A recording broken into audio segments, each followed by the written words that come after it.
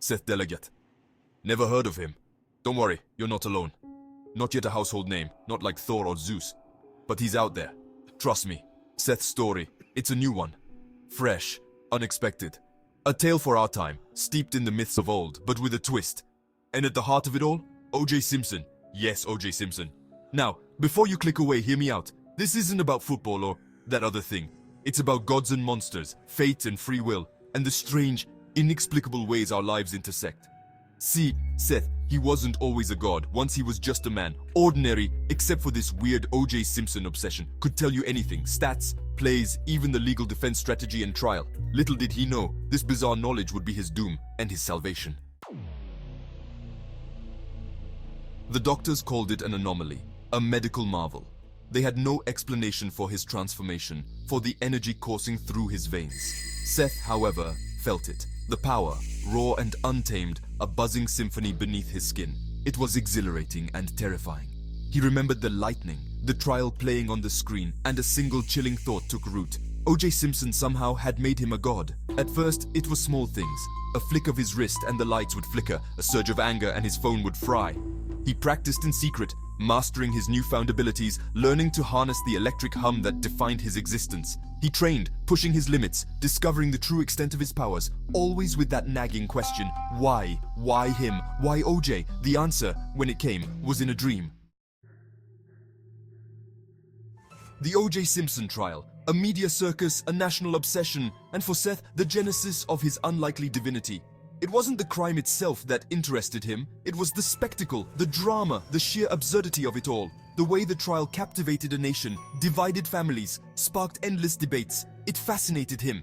He could recite every detail, every witness testimony, every legal maneuver. He saw it not as a courtroom drama, but as a Greek tragedy, a modern myth unfolding in real time. Little did he know, he was about to play a pivotal role in this unfolding saga. Then came the lightning strike. The trial played on his flickering TV, the verdict about to be read. A surge of electricity, a blinding flash, and Seth's life changed forever. It was as if the trial itself, the culmination of all that drama and tension, had somehow imbued him with power. The world, oblivious to Seth's transformation, continued to spin. But Seth, he was different. He could feel the city's electric hum, sense the ebb and flow of power grids. His touch could short-circuit a machine, his anger spark a blackout. It was a lot for a newly minted god to handle. His apartment became a graveyard of fried electronics, his attempts at normalcy ending in sparks and blown fuses. But the weirdest thing, whenever O.J. was in the news, Seth's powers crackled. A slow news day. Seth could almost pass for normal, but let O.J. sneeze too loudly and boom, citywide blackout. He tried to ignore it, this bizarre link to a fallen football star. Tried to be a normal guy, get a girlfriend, keep a houseplant alive. The plant didn't make it. But the universe, it seemed, had other plans. The whispers started subtly. People, drawn to the residual energy of Seth's powers, felt a presence. Living a double life is tough, especially when one life involves grocery shopping and the other managing godlike powers fueled by a former NFL star's legal woes. Seth, trying to blend in, became a master of disguise. He wore rubber gloves everywhere, terrified of accidentally giving someone a perm while holding their hand. Dates were a disaster. One minute he'd be charming, the next, his eyes would spark while discussing the merits of the prosecution's case against O.J. Let's just say, second dates were rare. He tried meditation, yoga, even those adult coloring books, all in a desperate attempt to control the electric symphony raging within. Nothing worked. The more he tried to suppress his powers, the more they seemed to erupt at the most inconvenient times. Like the time he sneezed in a crowded elevator, causing a power surge that left everyone with gravity-defying hair. The connection to O.J., however, was more than just inconvenient. Seth discovered he could tap into events from O.J.'s life, relive them, even influence them. To a point, it was like channel surfing through time, but the only channels available were the O.J. network.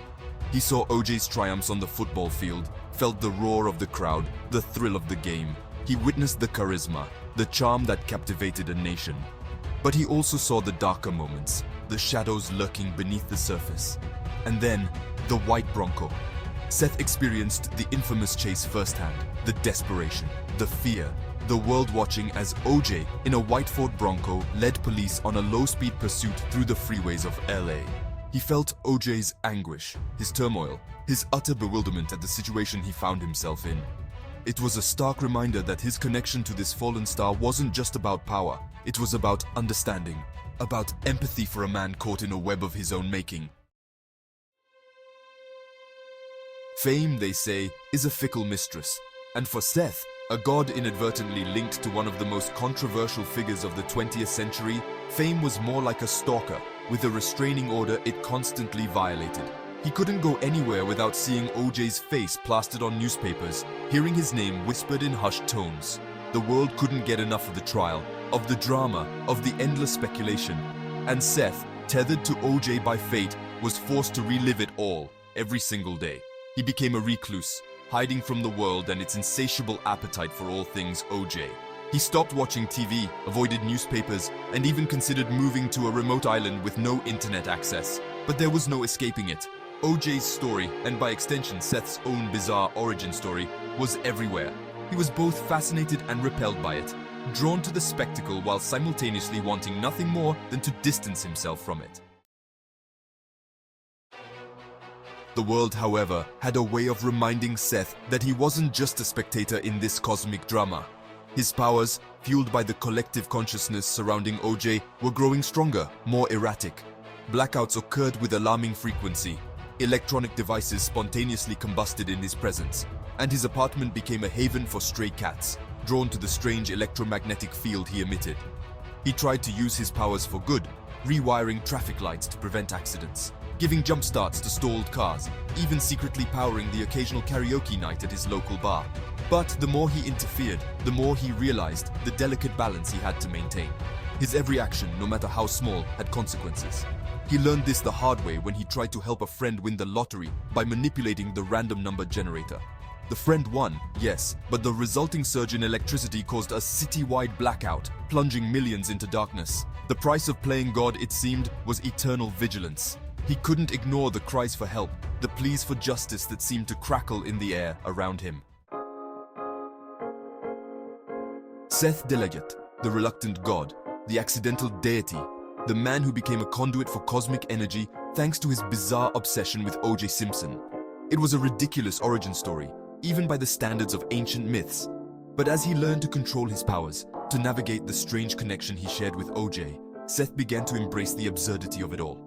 He realized that life, like his own unexpected journey, was inherently chaotic, a tapestry woven from equal parts tragedy and farce.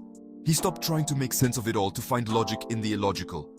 He accepted that he was the god of the juice, a title he still loathed but had grown accustomed to. He found humor in the irony, in the cosmic joke that had turned him into a living embodiment of the most surreal trial in American history. He was a walking, talking paradox, a testament to the unpredictable nature of fate, and in that absurdity, he found freedom. He no longer felt the need to conform, to fit into a world that couldn't possibly understand him. Seth Delagyat, the god born from a lightning strike and an unhealthy obsession with O.J. Simpson. A ridiculous origin story for a modern age. Yet isn't that the point? Myths, legends, they evolve with us. They reflect our anxieties, our fascinations, our strange and wonderful world. Seth, he embodies that. He's the god we deserve, maybe even the one we need right now. Think about it. We live in a world obsessed with celebrity, with true crime, with the bizarre and the surreal. Our news feeds are filled with stories that blur the lines between reality and fiction. We are bombarded with information, with opinions, with the constant hum of the digital age. And in the midst of all this chaos, Seth stands as a beacon of something different. He's a reminder that even in the most absurd of circumstances, there's still room for hope, for humor, for a little bit of electric magic. So, the next time you see a flicker of light, hear a crackle of static, or feel an unexplained surge of energy, remember Seth Delagyat. He's out there, navigating the complexities of godhood, one OJ-fueled adventure at a time. His story is a reminder that even in a world saturated with information and obsessed with the past, there's still room for new myths, for unexpected heroes, for gods who stumble and rise again, forever changed by their experiences. Seth's legacy, it's not about lightning bolts or courtroom dramas, it's about embracing the unknown, about finding the extraordinary in the ordinary, about accepting that sometimes the universe has a strange and wonderful sense of humor. He's a testament to the fact that anyone, Even a guy obsessed with a controversial football player can become a legend, a myth, a god for a new generation. His story is just beginning, a spark of something new in the vast tapestry of mythology, and who knows what adventures await him. Perhaps he'll face off against ancient deities jealous of his modern sensibilities. Maybe he'll become a champion for the underdog, a defender of the wrongly accused. Or perhaps, just maybe, he'll finally find a way to explain his powers without mentioning the O.J. Simpson trial.